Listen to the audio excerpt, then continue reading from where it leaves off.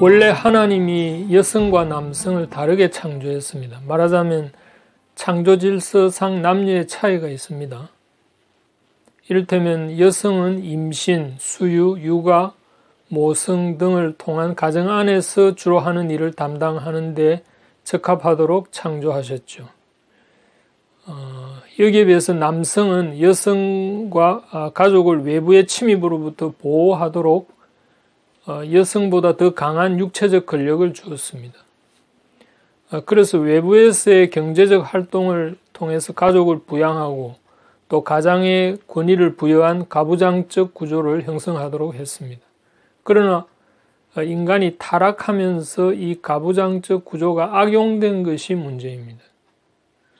그러니까 물리적으로 약자인 여성이 피해를 많이 입게 된 것이죠. 역사적으로.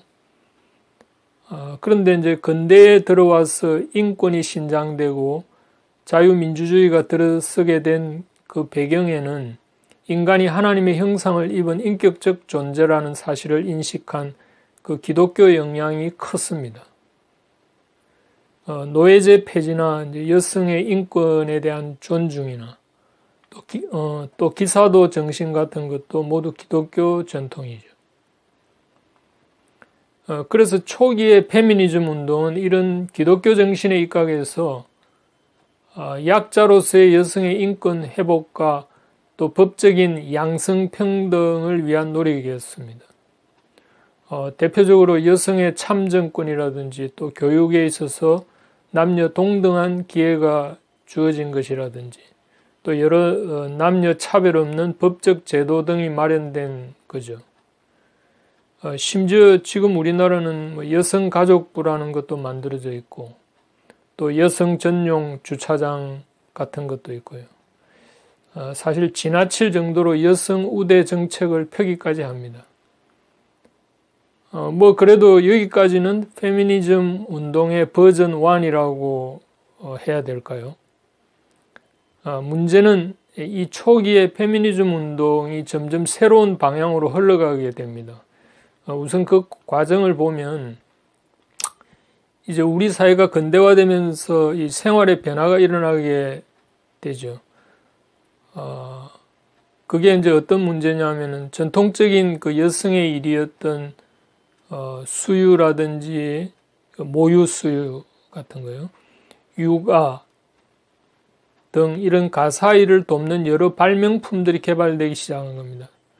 그래서 모유 수유를 대체하는 분유라든지 또 세탁기, 청소기 같은 이런 문명의 이기들이 발명돼 가지고 굳이 여성이 아니라도 이제 남성도 가사일을 할 수 있게 되고 또 게다가 타가 시설이 들어서면서 여성들이 또 육아의 짐도 들게 되었죠.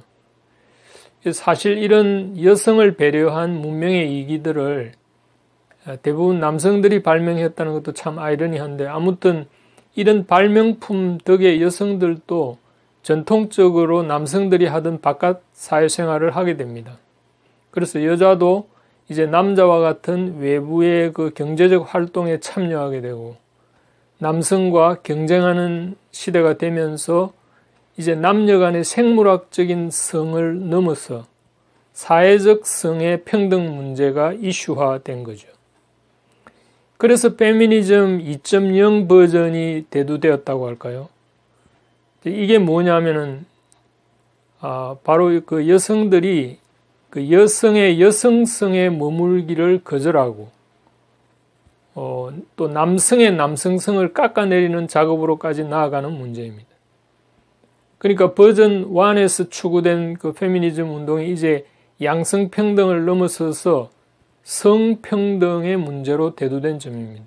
이를테면은 남녀 화장실을 구분하지 않고 그 구분을 없앤다든지 또 성전환을 통해서 성별을 선택할 수 있게 하자는 것이라든지, 그리고 요즘 또 무슨 탈코르셋 운동 같은 거, 그러니까 여성들은 코르셋을 벗고 남자들에게도 갑옷을 벗겨서 이제 성별을 허물자는 거죠. 이게 또 동성애 차별 금지와 같은 성소수자 인권 문제와 맞물려서 이 남녀의 차이를 없애는 데까지 나아가려고 하는 겁니다.